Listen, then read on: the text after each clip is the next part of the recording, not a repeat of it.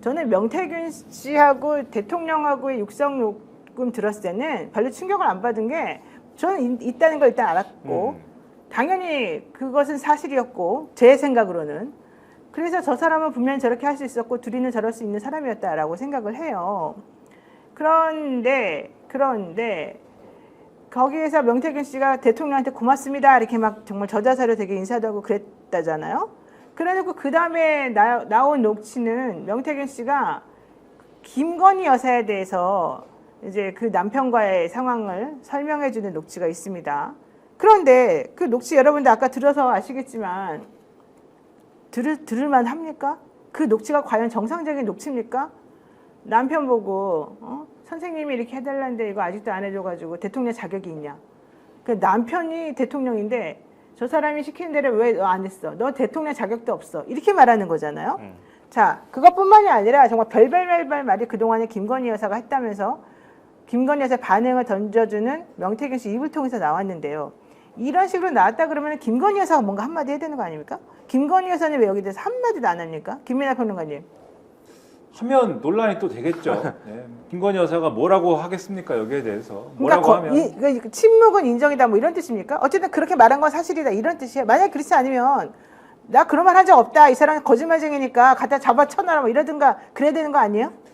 지난번에 이제 카카오톡 대화가 한번 공개된 적이 있지 않습니까? 오빠 이거? 오빠 네. 저도 그 생각했는데 무식한 뭐 어쩌고 이제 이런 거 김건희 여사 사실 오빠라잖아요. 명태균 씨가 꺼내려고 마음을 먹으면은 또 얼마나 많은 카카오톡 대화와 뭐 이런 것들을 꺼낼 수가 있겠어요. 부인해 봐야 뭐 이거를 부인할 수가 있는 그런 부인해봤자 얘기겠습니까? 또 나온다. 그렇죠. 그러니까 이 얘기를 부인해 봐야 저 얘기와 맥락이 거의 유사한 또 다른 오빠가 등장하는 무슨 얘기가 또 있을 수밖에 없고 부인할 수가 없는 거고요.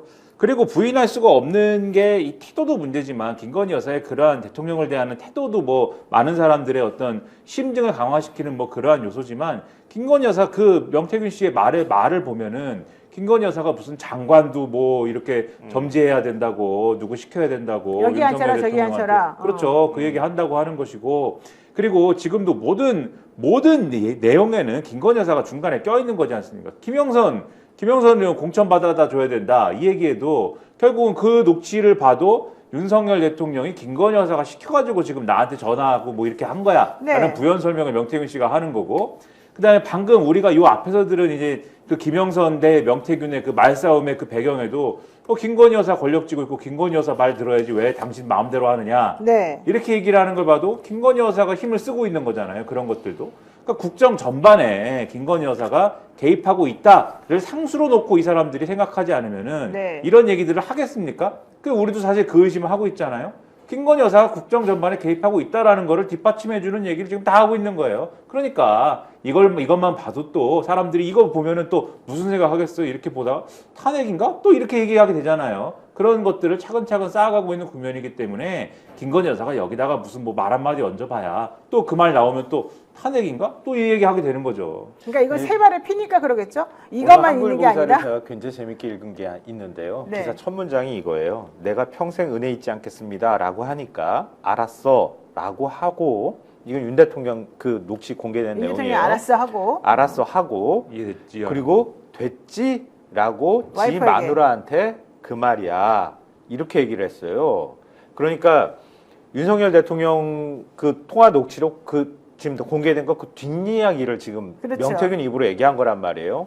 그러니까 윤 대통령 그 녹취 내용 다음에 됐지라고 하고 마누라한테 얘기하는 게 나온다. 이걸 한국일보 첫 문장으로 올렸어요. 기사에. 왜 그렇게 올렸겠어요? 왜 그렇게 올렸어요? 거기가 시키는 거니까. 거기가 오야니까? 거기가 시키는 거니까. 그러니까 그걸 야마로 뽑아가지고 그걸 기사 첫 문장으로 올려놨어요. 네코코네코님께서 오야는 말 안 함. 여기서 말하는 거 오야는 됐지 그 소리를 들은 사람. 그 상대방. 이런데 나와가지고 뭐라고 설명하겠어요? 그럼 죄송해요. 제가 대통령한테 버르장머리 어깨 굴었어요. 제 남편이니까 함부로 대했네요. 죄송해요. 이렇게 설명합니까? 두 분 다 결혼하셨죠? 집에서 혹시 이런 류의 대화를 해본 적이 있어요? 저는 갔다 와가지고. 갔다 와서 안 갔다 와. 온도가 좀 많이. 가 계셨을 때는 이런 대화 해본 적 있어요? 그때도 떨어져 산 지가 굉장히 길어가지고. 아픈 가정살 내가 콕 찍었네. 자 여기 안 아픈 가정살 가지. 그런 거 가지고 물어보고. 물어봐. 아니, 근데 물어볼 수 있어요. 왜냐면 나는 이 김성환 평론가의 가정살 알기 때문에. 굉장히 알콩달콩 행복하신 걸로. 그럼요. 그러니까 이런 저도 데는- 시키는 대로 합니다. 됐지? 이렇게 얘기합니다. 그렇구나. 네네. 애완동물도 있고 행복하신 걸로 알고 있어요. 이렇구나. 그러니까 네. 이 대통령도 이렇구나. 참. 와 진짜 나는 너무 놀랐어요. 나는 대통령 자격이 있어 이 말할 때 깜짝 놀랐고. 그러니까요. 내가 가장 해안이 있다고 생각하는 우리 선생님 저 사람 저렇게 무식하고 저러니까 당신 이해하십시오 이러면서 저자서를 인사하고 이 사람이 시키는 거 왜 안 했어를 중간에서 막 컨트롤 해주고 다 해결해주고 이게 근데 사실 이제 집에 이제 있으면 저도 많은 생각을 하게 됩니다. 그러니까 일이 없잖아요. 왜 맨날 집에 일이 없어요? 엄청 바쁜데. 아니 뭐가 바쁩니까? 제가 TV도 없고 라디오도 없고 일이 없으니까 이제 집에서 많은 생각을 하는데. TV를 못 사는 거예요? 네? TV를 못 사는 거 그건 아니죠? TV를 못 사냐고요? 아니 TV 출연이 없다고요. TV는 있죠. TV는 있는데. 또 출연에 또 맺혔구만. 네. 네, 이게 뭐 하여튼 이렇게 있으면서 남들을 이제 저도 이제 마인드 컨트롤을 해야 되니까 남들을 한번 이해해 보려고 많은 노력을 합니다. 그래서 윤석열 대통령도 한번 이해해 보려고 그러고 김건희 여사도 이해해 보려고 그러고 왜들 이렇게 살까? 왜 그랬을까? 명태균 씨도 이해해 보려고 그러고.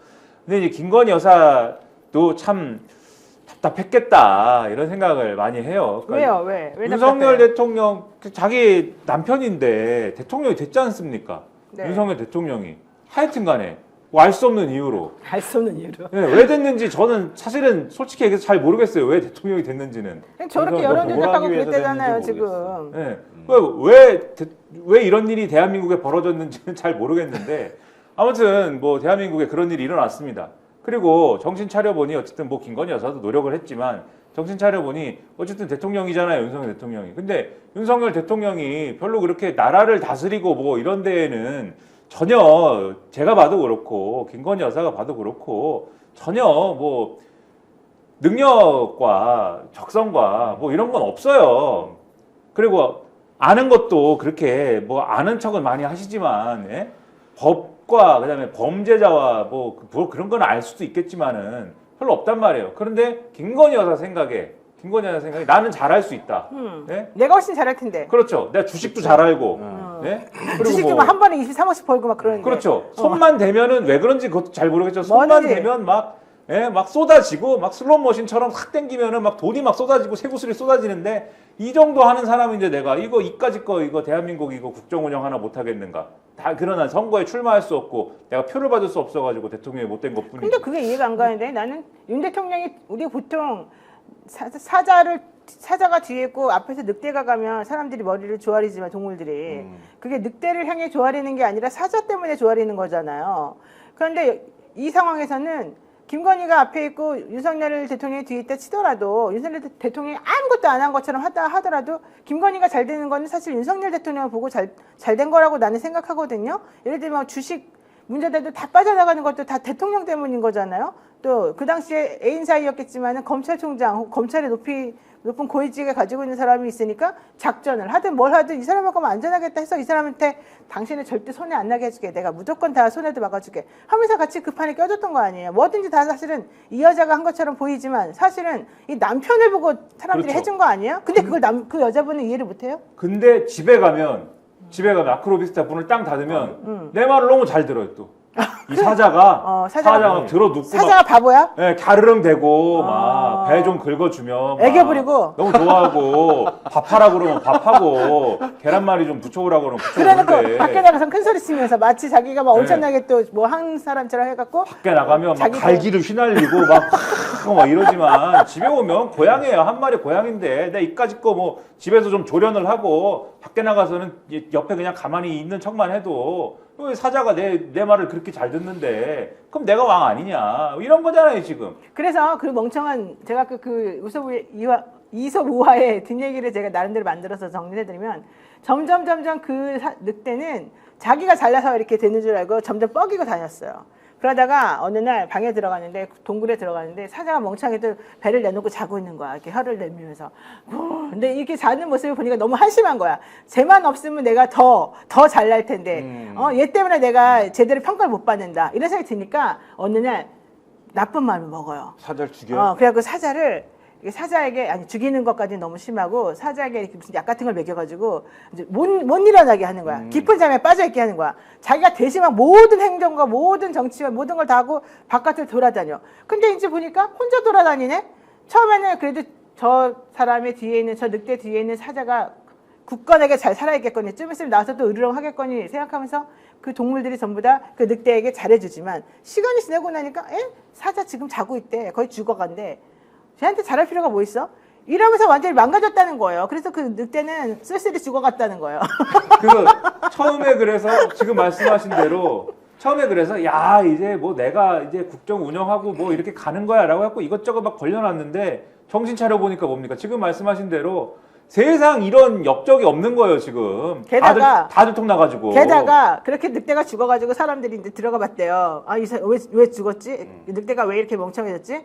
가봤더니 동굴에 사자가 자고 있고 아픈 줄 알았더니 고양이가 누워있네. 그냥 덩치만 크고 살찐 고양이가. 네, 맞아요. 하덕이님이 그 고양이가 사자인 줄 이랬어요. 네.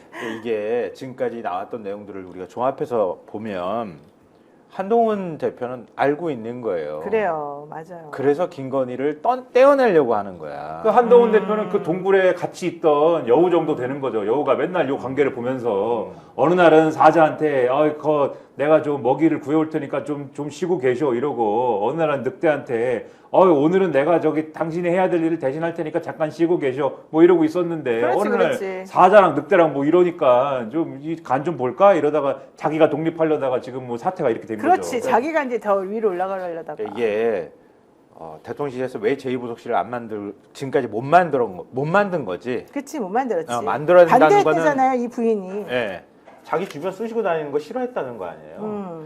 그러니까 김건희라는 사람이 결국은 대통령실을 움직여 왔다고 볼 수 있는 거예요. 그리고 한남동 라인이라고 분류되는 그 사람들 참모들 보면 한 곳에 몰려 있는 게 아니라 이렇게 퍼져 있어요. 홍보 쪽에도 가 있고 국정기획에도 시민사회도 있고, 가 있고 다 의전에도 시민사회 있고. 그 황정호인가 뭐 가 있고 그런다 그러잖아요. 다 각 부속실마다 쏙 딱 퍼져 있는 거야. 그렇지. 그러면 그 부속실에서 대통령이 수석회의 때 얘기한 게 먹히겠어요? 김건희 여사가 따로 얘기하는 게 먹히겠어요? 김건희 여사가 얘기하는 게 먹히는 거예요. 그러니까 행정관이 수석을 네. 부린다는 얘기를 하는 거예요. 그래요. 그러니까 그렇게 해서 지금 못 떼어낸 거고 한동훈 대표는 그 맥락을 이해하고 있다. 그러니까 특검법 얘기가 나와도 거기까지 가면 주군이 일단 떼어내는 게 순서다라고 생각해서 그걸 지금 하려고 했는데 이미 뭐 때는 늦으리죠. 근데 내가 보기엔 한동훈도 도끼 개끼니요. 대통령처럼. 때는 늦으리에요. 자기가 이제는 뭐 할 수 있는 사람이 아니야. 특별감찰관 임명 문제는 이미 넘어갔고요. 넘어갔어. 이제 대통령도 대통령하고 대통령 부인 둘 다 이제 수사 대상이 될 수밖에 없는 상황이고 그렇죠. 이건 특검법으로 가지 않으면 해결 불가능이다. 자, 끝났다. 요 얘기도 한번 해보겠습니다. 제가 사실 충격받았던 것도 하나가 있었는데 어제 그 중에서 명태균 씨가 김영선에게 이런 말 하는 게 혹시 그 화면 있으면 좀 띄워주세요. 내가 이문을 남거나 돈을 벌거나 어떤 행위를 하게 되면 대표님하고는 아무도 공천 못 받아요. 이렇게 말하는 게 있어요. 명태균 씨가 막 김영선한테 화를 내면서 내가 이문을 남기거나 돈을 벌거나 어떤 행위를 하게 되면 대표님하고는 아무도 공천 못 받아요. 이렇게 얘기하는 장면이 나오는데 혹시 그거 기억나십니까? 그 말 했던 거? 다 기억나시죠? 뭐 앞에도 있었었고. 네. 그거 좀 우리 이제 PD님 좀 띄워주시면 여기 나오네요. 내가 이문을 남기거나 돈을 벌거나 어떤 행위를 하게 되면 대표님하고는 아무도 공천 못 받아요. 자, 저게 이제 이 기부행위, 허용되지 않는 기부행위와 이 공천이 대가성이었다는 걸 지금서 자인하고 있는 저런 말입니다. 보세요. 저 사람은 여론조사를 해서 원래는 돈을 벌어야 되잖아요. 근데 여론조사를 하면서 자기가 막 자기 돈으로 다 해버려. 말로는 뭐 머니투데이에서 의뢰했다 그러면서 머니투데이 기사 나가게 해주고 마치 대세인 것처럼 막 만들어주지만 결국 자기는 돈 한 푼 못 받아요. 어디서도. 그래서 결국 이문도 못 남기고 돈도 못 벌잖아요. 그러면서 여기다가 또 그거 이외에 돈 벌려고 어떤 종류의 행위를 하게 되면 나는 공천, 대표님하고는 아무도 공천 못 받아요. 그러니까 나는 그래서 돈을 안 받고 해주는 거다. 너의 공천을 위해서. 지금 이런 뜻 아닙니까? 그렇죠. 그러니까 돈을 예를 들면 이걸 해줘야 되는 입장에서 대가를 줘야 되는 입장에서 네. 너는 그 여론조사를 해서 돈을 벌었는데 돈을 벌었기 때문에 네 좋자고 한 일인데 그렇죠. 왜 예. 나한테 와가지고 뭘 대가를 달라고 해 이렇게 나올 테니 그러니 나는 명태균은 돈을 벌지 말아야 되는 거죠. 그리고 이 여론조사 장난치는 것과 관련돼서는 네. 한참 전에 뉴스토마토가 그 PNR 대표를 인터뷰해가지고 얘기를 좀 들은 게 있지 않습니까? 네네네. 미래한국연구소가 될 때까지 자체 여론조사를 돌린다. 이게 여러 수법 중에 하나인데 자체 여론조사를 돌리다가 이 좋은 수치가 나오는 때가 있는데 좋은 수치가 나오는 때에 그때 PNR한테 갖다 준다. 이거 여론조사 해달라. 그러면은 그때까지는 미래한국연구소가 돌린 거는 다 미공표인 것이고 네. 근데 이것도 PNR 훼손으로 돌리는데 임대해가지고 돈을 PNR한테 줘야 되는 거죠. 그러면 PNR 임대 훼손으로 돌리다가 좋은 수치가 나오면 그때 PNR한테 정식으로 의뢰를 요거는 해? 그쵸 공표 여론조사 돌립시다라고 갖다 주고 그럼 아. PNR은 그때는 미래한국연구소가 하자고 하니까 공동으로 돌리는데 그때 그런 수치가 잘 나온다. 그래서 PNR의 대표가 하는 얘기는 나도 당한 거다. 나도 왜 우리가 같이 돌리면은 이 수치가 잘 나오는지 처음에 몰랐다. 나중에 파악을 해보니까 미래한국연구소가 그런 식으로 장난을 치는 것 같다. 이렇게 얘기를 하거든요. 이 얘기를 저 얘기에 대입을 해보면은 명태균 씨는 자기는 즉 제가 하는 표현으로는 장난을 치는 사람이어야 된다는 거예요. 그렇지. 그러니까 윤석열 대통령을 위해서 계속 뭔가를 주물럭주물럭 하면서 어떤 날은 표본으로 장난치고 표본 갖다가 뭐 이거 뻥튀기 하는 거 그런 거 있지 않습니까? 또는 자기가 그 전화번호부 사업할 때부터 모아온 표본 따로 있는 거 이것도 있거든요. 이렇게 해서 장난을 치든 이렇게 해서 장난을 치든. 근데 아까 저 대화에서 나온 건 뭐냐면 대통령 지지율이 너무 하락을 했으니까 요거를 막아봐야 된다. 요거잖아요. 네. 그러면 제가 볼 때 영태균 씨 평소 스타일대로 하면 어떻게 장난을 쳐야 되는 거냐면은 저거 똑같아요.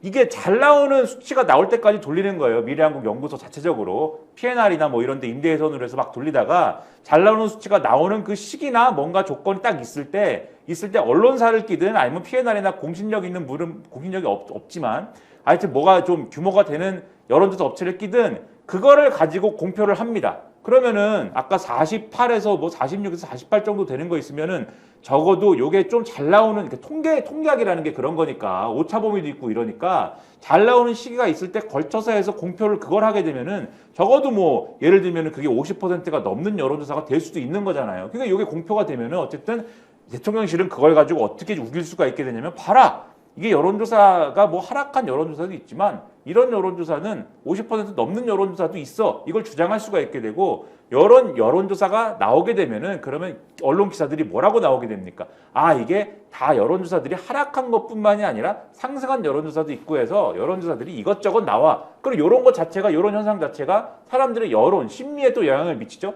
이런 거를 하는 거예요, 지금. 이런 걸 나는 해서 근데 이런 걸 할 때 돈을 안 받아가지고 이런 걸 해준 대가로 당신 공천을 받아야 돼. 그러니까 이 대가성 얘기를 하는 건데 이 관계가 대선 때 그리고 대선 후보 경선 때부터 계속 돼왔기 때문에 지금 김영선 공천이 지금 이루어진 상황이잖아요. 이루어지는 상황인 거 아닙니까? 이루어진 상황인데 앞으로도 더 할 거야. 이 비즈니스를 계속 이어가야 돼. 근데 왜 김영선 당신은 다른 비즈니스를 하자고 하는 거야? 지금 이 얘기를 하는 거여서 말씀하신 대로 대선 때부터 이어진 대가성 있는 관계를 입증하는 그 말이다. 이렇게 볼 수가 있다는 그러니까 저는 제가 거기서 좀만 첨언하면 네. 그 처음에 말하는 그 비공표 여론조사는 자기네 마음대로 이제 막 해보는 거야. 그 알리지 않고 선관위 안 알려도 되니까. 그렇죠. 그거 할 때는 사실은 처음에 이제 인지도가 좀 낮거나 후발주자인 경우는 인지도를 높이기 위해서 홍보성 여론조사를 계속 돌리는 거예요. 그렇죠. 그리고 그 사람 이름을 계속해서 알려주고 그 사람에게 긍정적인 포인트가 되는 설문을 연결시켜서 설문을 만들어요. 그리고 상대방에 대해서는 부정적인 걸 예를 들면은 이재명이 당시에 뭐 상대였다 그러면 이재명은 대장동 이슈를 계속 연결시켜가지고 마치 그 사람에게 공정한 것처럼 물어보고 윤석열에 대해서는 검찰 수사를 얼마나 잘했느니 뭐 얼마나 뭐 훌륭한 이딴 식으로 이제 연결시켜가지고 홍보성으로 몇 번을 계속 돌려주면 이 비공표 여론조사에서 이 사람에 대한 게 처음에 나쁘게 나오더라도 낮게 나오더라도 점점 높게 나오잖아요. 그 특정 지역에서는 그러면 그거를 이제 공표 여론조사용으로 만드는 거죠. 그거를 돌려서 문항도 다시 한번 세팅을 잘해가지고 교묘하게 이게 그 사람을 위한 일부러 조작된 여론 그 문항이라는 거를 숨길 수 있도록 지금 현재 이슈가 이건데 이슈와 관련된 문항은 이거니까 이걸 넣어서 한번 해보자. 이런 식으로 해가지고 그걸 P&L에 줘가지고 마치 그 사람이 정말 현재 너무 놀랍게도 이렇게 인기가 좋은 것처럼 그렇게 속일 수 있다는 거죠. 그 방식이 지금 가능한 거죠. 네, 그 방식이 가능한 거죠. 요 인터뷰를 갖고 여론조사 업계에 걸쳐 있는 사람들이 쭉 여러 가지 얘기를 했는데 방법은 다양하대요. 너무 많죠. 네, 문항을 만드는 것부터 다양한 해서. 방법이 있다라고 얘기를 하더라고요. 그리고 이 회사는 미래항공연구소는 그런 식으로 홍보성 여론조사만 계속 돌리는 걸로 유명해서 그 여론조사 결과가 안 나올 거 아니에요. 그냥 조사만 할 거 아니에요. 그렇게 돌려가지고 선관위에서 벌금도 400만 원씩 몇 번을 그렇죠. 받았어요. 과거에 그러니까, 그 판결문도 네. 있고. 근데 명태균 씨는 그걸 계속 하자고 하는데 아까 이제 정기환 대표님 설명은 김영선은 그거를 그러니까 거의 그걸 넘어서서. 양지로 올려야 된다고 지금 얘기를 하는 거에 가까워서 그러면 명태균 씨 얘기는 그 사업을 하게 되면은 윤석열 대통령하고 지금 관계가 계속 관계를 이어갈 수 있는 수단인 음지에서 하는 사업을 못 하게 되고 그걸로 대가성의 관계를 주장할 수가 없게 되지 않느냐. 근데 김영선이 노렸던 거는 그렇게 이제 깊이 생각하지 않고 내지는 명태균의 돈 이런 거 생각하지 않고 그렇죠. 자기는 중앙 무대로 가고 싶은 거야. 그렇죠. 자기는 이 창원 의창에 남고 싶지 않으니까 서울에 사무소를 열어가지고 중앙 무대로 가서 내 이름을 중앙에서 더 알리고 싶은 거야. 인지도 높이고 일을 잘한다는 소리를. 그러니까 하는 거예요. 명태균은 어찌됐든 대선 기간 동안을 거치면서 윤석열이라고 하는 사자를 문 거예요. 그쵸. 꽉 물어가지고 이빨 꽉 끼워놓고 지금 안 놓으려고 하는 거란 네, 말이에요. 네, 네. 근데 내가 만약에 대가를 받거나 특히 돈으로 대가를 받으면은 그냥 비즈니스 관계가 돼버리는 그렇죠, 거예요. 그렇죠. 그러니까 비즈니스 관계가 되면 자기를 떨어낼 수 있거든 얼마든지. 그러니까 빚을 지게 만들고 물 한 번 문 거를 놓치지 않게 하려면 그 명분을 자기가 가지고 그렇죠. 있어야 되거든요. 그러니까 대가를 받지 않고 저는 충성을 다하고 있습니다라고 주고 하고 그리고 김건희 여사한테 부탁하면은 김건희 여사가 척척척 다 들어준단 말이에요. 네. 그러니까 그 관계들을 자기는 깨고 싶지 않았다 이렇게 볼 수 있고요. 김영선 의원 입장에서는 이미 당했잖아요. 그렇죠. 왜냐하면 계속 여론조사 돌린 비용이 3억 7천이나 되는데 그거 공천으로 받아왔다고 하잖아. 그러면 그 돈을 지금 해결해야 되는 상황이잖아요. 골치 아프지. 그래가지고 예비 후보들한테 지금 돈 받아왔다고 하고 예비 후보들 난리 치는 상황까지 오고 있는 건데 왜냐하면 지금 6월 중순에 통화했다고 얘기를 하잖아요. 그럼 예비 후보들 나 공천 못 받은 사람들이 지금 난리가 난 거잖아. 돈 내놔.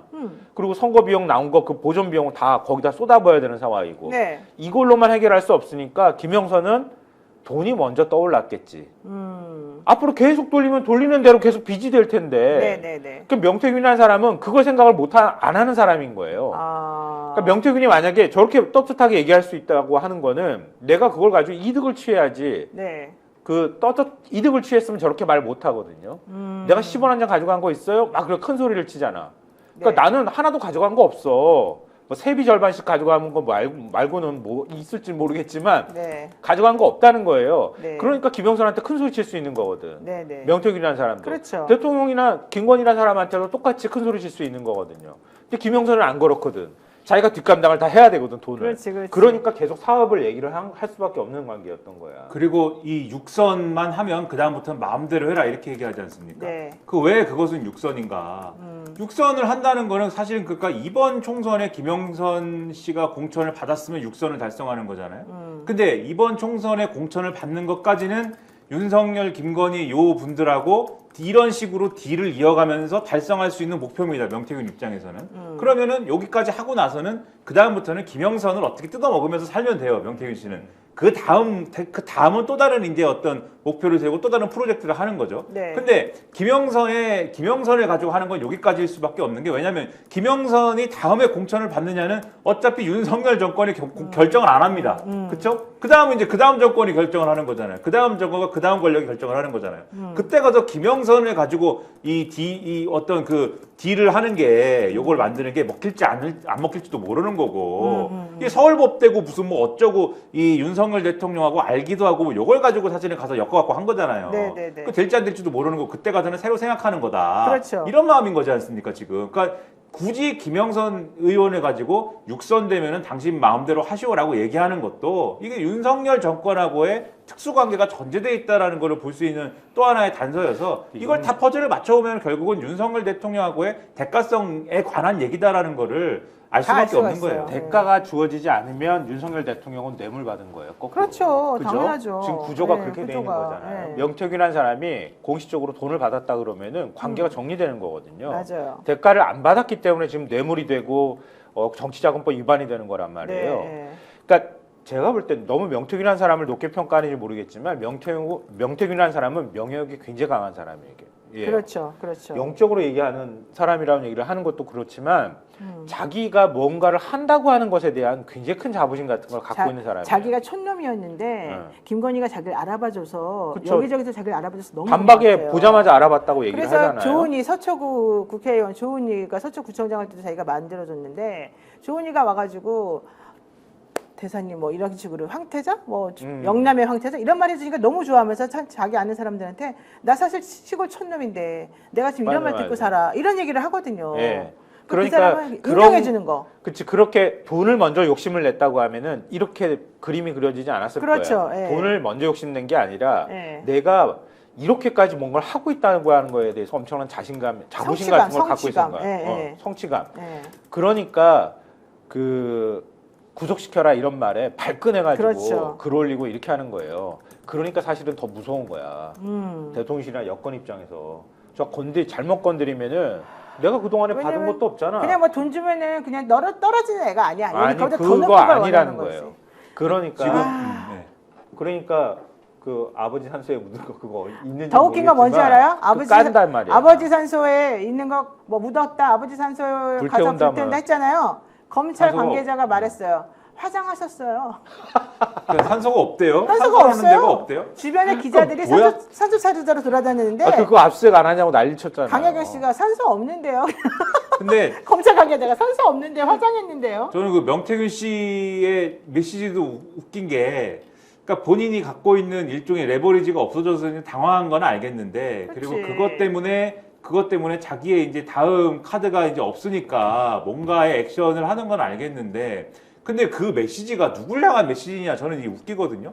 그러니까 그게 명태균 씨의 발언이 지금 어쨌든 나왔고, 그 발언이 어쨌든 명태균 씨의 발언이 윤석열 대통령의 육성과 같이 나왔기 때문에 명태균 씨의 거기에 대한 설명이 있는데, 그 설명이 되지가 않지 않습니까? 그렇죠. 그러니까 명태균 씨가 처음에는 중간에 뭐가 없어진 부분이 있다라고 했지만 뒤에 본인이 이 대화의 맥락을 설명하는 부분이 또 있기 때문에 본인 말이 안 맞고, 그러니까 설명이 안 되니까 지금 자기가 핸드폰 그럼 다 불살라버리고 나는 뭐 더 이상 얘기를 안 하겠다 뭐 이렇게 얘기를 하는 건데, 근데 그 메시지가 저는 사실 누구를 향한 메시지로 들렸냐면 윤석열 대통령 향한 메시지로 들렸어요. 그러니까 이런 얘기 같아요. 명태균 씨 얘기는 나는 민주당에 협력하지 않았고 민주당에 협력하지도 않을 것이니 내 휴대폰은 나는 이제 불을 지를 것이고, 그리고 나는 앞으로 얘기 안 할 테니까, 그러니까 검찰 수사와 관련돼서 나를 꼬리 자르게 하시겠다면 그건 어쩔 수 없다. 왜냐하면 죄를 받겠다고 지금 하니까. 꼬리 자르기를 하겠다면 어쩔 수 없으나 좀 최소화 시켜 주시오. 나 더 얘기 안 하려니까. 이러고 이제 가는 것 같은데, 근데 그거 좋은데, 그렇게 하는 거 좋은데, 대한민국의 세상에 어쨌든 간에 아버지 산소가 있건 없건, 뭐 그거 화장을 했건 안 했건, 지금 이렇게 생중계로 나는 증거인멸을 하겠습니다라고 의사공표를 이렇게 하고, 그거를 사실상의 원격 교신을 하고 있는 거 아닙니까? 범죄를 저지른 것으로 의심받는 세 사람 간에 사실상 세 사람 간에 윤석열, 김건희, 명태균 간에 원격 교신으로 내 증거 없앨 테니까 여러분 안심하세요 뭐 이런 교신을 하고 있는 거 아닙니까? 그거를 이렇게 다 그냥 서로 그런 건가 봐 이렇게 하고 있는 나라가 세상에 어디 있습니까? 그러니까 예전의 전례에 비춰보면 이건 바로 영장 쳐야 되는 거예요. 당연하죠. 바로 영장 쳐서 인신 구속을 해놓은 상태에서 그 다음에 수사를 해야 돼. 맞아요. 아니, 저렇게 영장을- 마구 돌아다니게 내버려두는 게 말이 그러니까 되냐고. 영장을 치긴 쳤는데 뭘 쳤냐면 명태균 자택 압수수색을 쳐가지고 명태균은 집에 있지도 않는데 자택에 가서 자택 뒤져봐야 뭐가 아니 나오냐고 그거 지금. 이미 벌써 다 끝나는 그렇죠. 걸 가지고 이제 와서 무슨 근데 그런 얘기 할 필요도 없고요. 홍준표 시장이 하나만 전하고 정리하겠습니다. 홍준표 시장이요. 녹음 폭로는 양아치가 하는 짓이다. 윤석열은 역량이 출중하다 이렇게 말했답니다. 양아치가 하는 짓을 우리가 지금 하고 있습니다. 대한민국 모든 사람이 참 홍준표 시장 정신 좀 차리라고요. 도대체가 잠깐만 홍준표 정신 좀 차리라고. 시장이 왜 이래 정말. 당신도 그때 뭐 했어? 그러지 않고서 이런 반응이 나올 수가 있어요? 정신 좀 차려요. 정신 좀. 제가 볼 때는 홍준표 시장 그 짜증나. 쓰면서 자기도 웃었을 거라고 생각합니다. 진짜 이 사람은 본인도 웃으면서 하하하 웃으면서 이거 미친 거 아니에요. 이딴 말을 어떻게 쓸 수 있어요. 윤석열 대통령 예? 능력이 출중합니다. 누구 놀립니까 지금? 내가 윤석열 대통령 뭐라고 기분이 나오는지 기분이 알아요? 나쁘다. 녹음이 더 나올지도 모르지만 하나 분명한 것은 온갖 잡동사니 데리고도 대통령이 된 거 그만큼 후보가 역량이 출중하다는 뜻이다.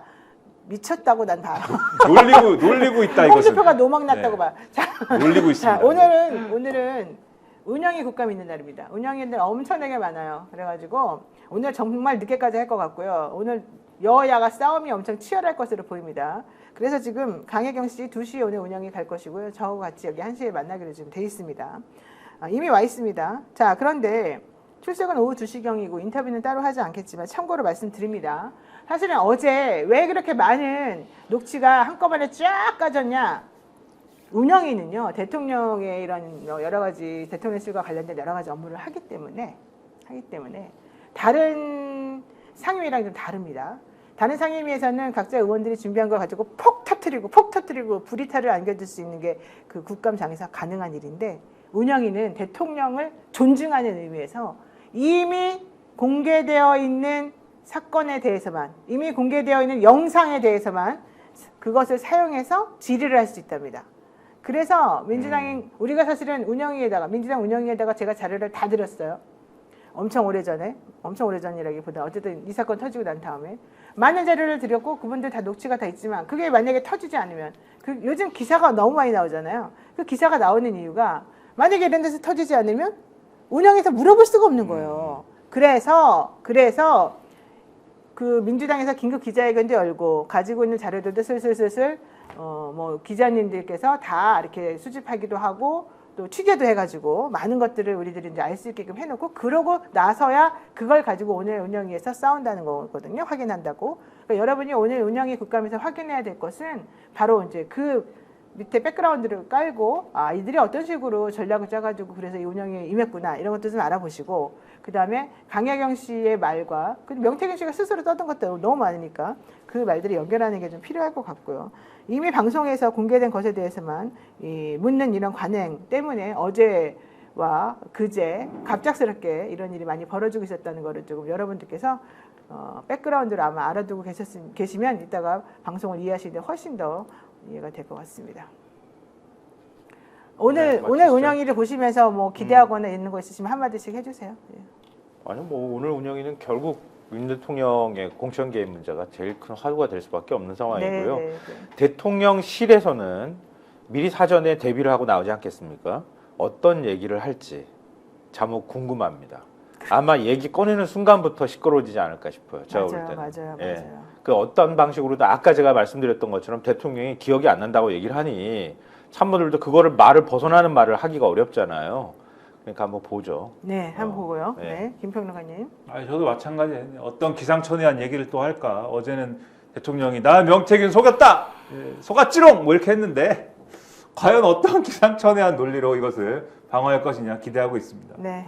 정미희님께서 아니 그런 게 어딨어요. 이거는 관행인가요? 법인가요? 네, 관행입니다. 법은 아닙니다. 슈퍼멸치님, 관행이라고요? 미친 나라예요. 과거의 관행 때문에 할 일을 못한다고요?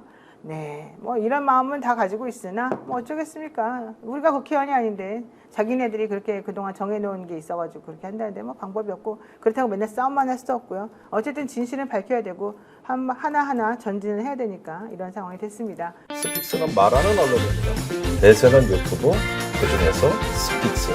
좋아요, 댓글, 구독, 알림 설정. 여러분이 저희를 사랑해 주시고 우리가 여러분을 사랑하는 4가지 방법입니다.